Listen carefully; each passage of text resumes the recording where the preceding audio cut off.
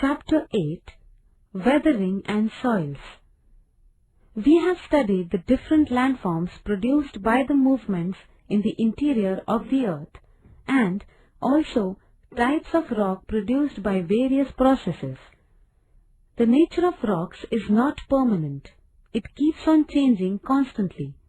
These changes are brought about by weathering and erosion. These processes mainly depend on the climate of respective regions.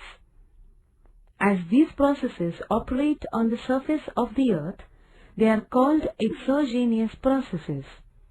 In this chapter, we shall see how rocks weaken through the processes of weathering and how soil is formed.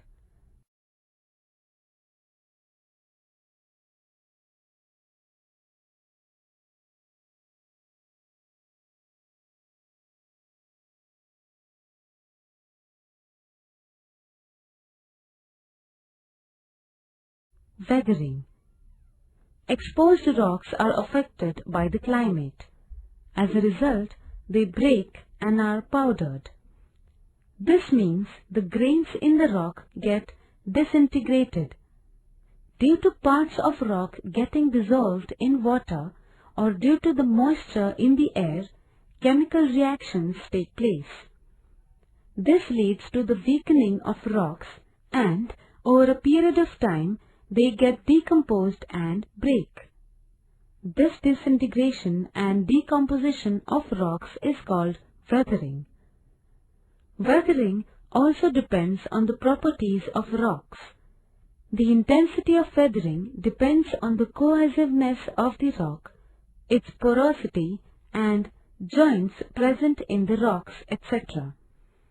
The climate of a region also influences the process of weathering to a great extent.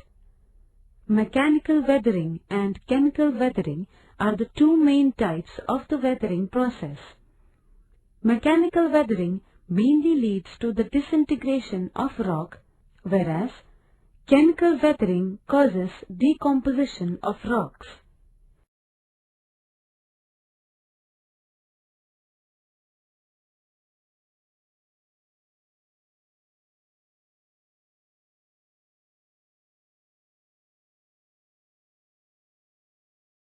Mechanical weathering. Due to the rising temperature during the day, minerals in the rock expand and, as the temperature falls during the night, they contract. As this process goes on continuously, stresses develop in the rock mass. The grains are separated and the rocks break away. See figure 8.1. In the hot deserts, temperatures within a day vary to a great extent. At times, this process is so intense that explosions occur as rocks break. Rainwater seeps along the cracks in rocks. In regions where the temperature drops below 0 degrees Celsius for a period of time, the water that has percolated in the rocks gets converted into ice. Ice requires greater space than water. Stresses develop in the rock mass as the ice tries to acquire greater space. This results in the disintegration of rocks. See figure 8.2.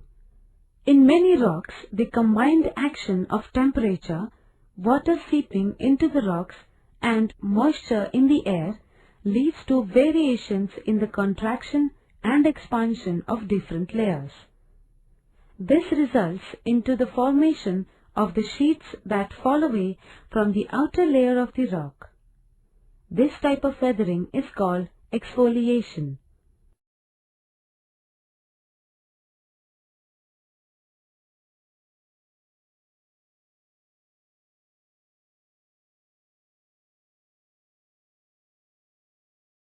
Chemical weathering. Decomposition of constituent minerals in a rock is called a chemical weathering. These chemical reactions take place through the medium of water.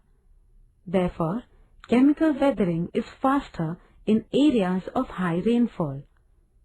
Compared to this, the chemical weathering is very low in the areas of hot and dry climate as well as in permafrost regions. Chemical weathering depends also on the properties of rock. Rocks change as some minerals in them react chemically with water. In other words, the rock gets decomposed and consequently its properties also change. For example, the carbon dioxide in the atmosphere dissolves in rainwater and this leads to the formation of mild carbonic acid. In carbonic acid, salts like calcium carbonate in limestone get dissolved very easily and the limestone gets decomposed. The water or moisture in the air reacts with the ferrous minerals in rocks. Their rusting leads to decomposition of rocks.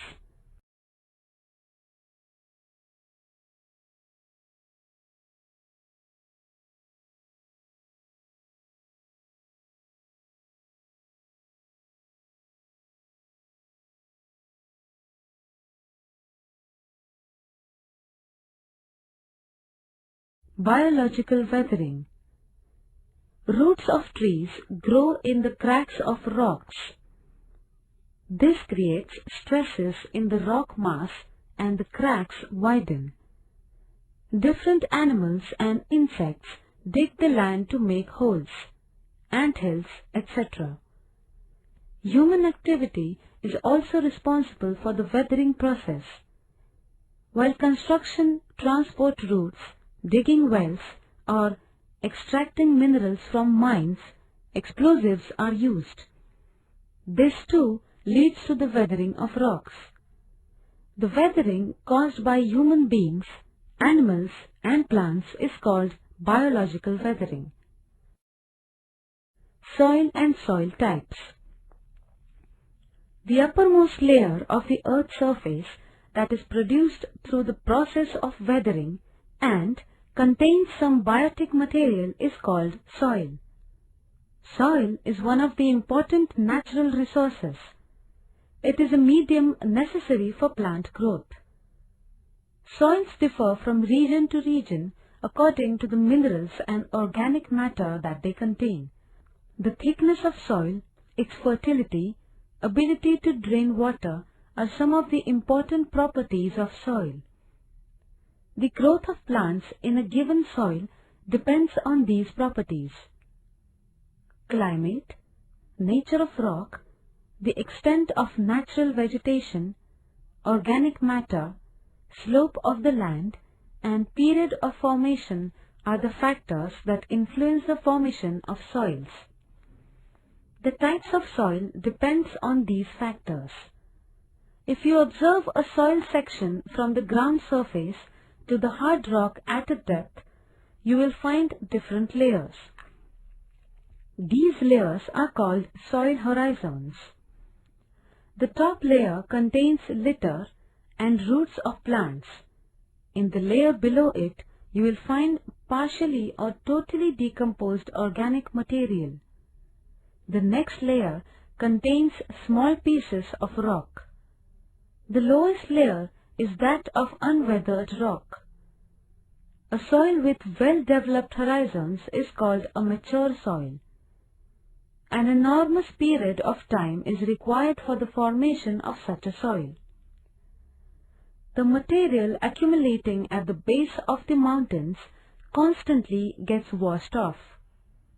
Hence, sufficient time is not available for the formation of soils. Similarly, in river plains, new alluvium is constantly being added. In this condition also, the time necessary for the formation of soils does not become available. As a result, different horizons do not develop in the soil. Such soils are called young soils or immature soils.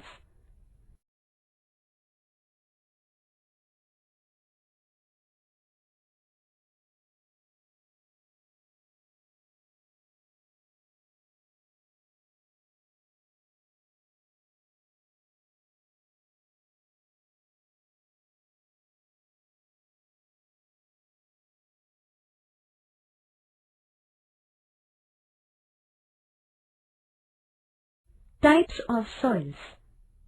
Based on their properties and processes of formation, three types of soils are identified.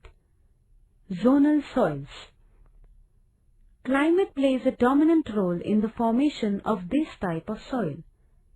Even when there is a variety in the types of rock in a region, the type of soil that is developed is uniform.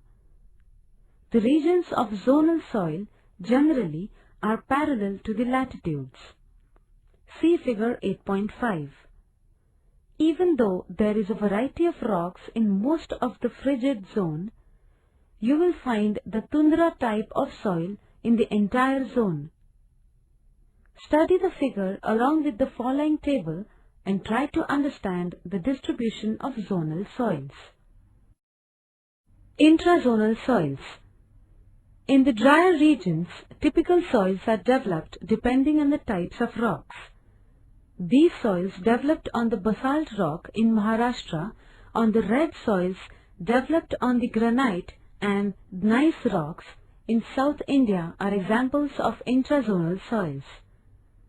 The soils from which water is not easily drained become saturated.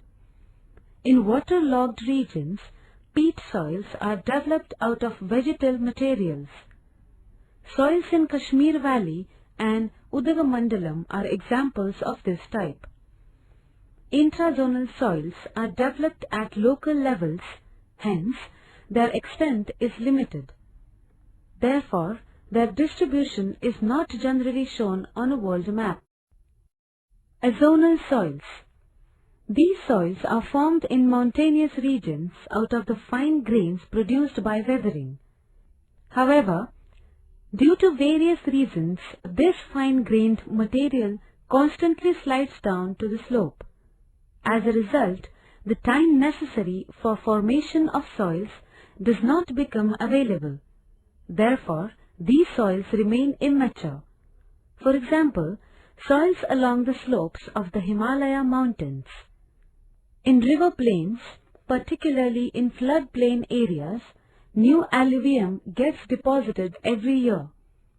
The time for soil formation remains inadequate. Hence, floodplain soils also remain immature. In the river plains, due to alluvium and availability of water, the farmlands are fertile, but the soils immature. immature. Figure 8.5 shows mountain soils. Find the major mountain systems with which these soils are associated. Chart. Zone, frigid. Rainfall, low. Soil type, tundra. Zone, temperature, rainfall, sufficient throughout the year, seasonal, low or very low. Soil type, podzol, grey-brown, forest-brown, Chenosium, prairie, chestnut, cold desert. Zone, tropical, rainfall, plenty throughout the year, seasonal, very low. Soil type, tropical, red, laterite, regur, red desert.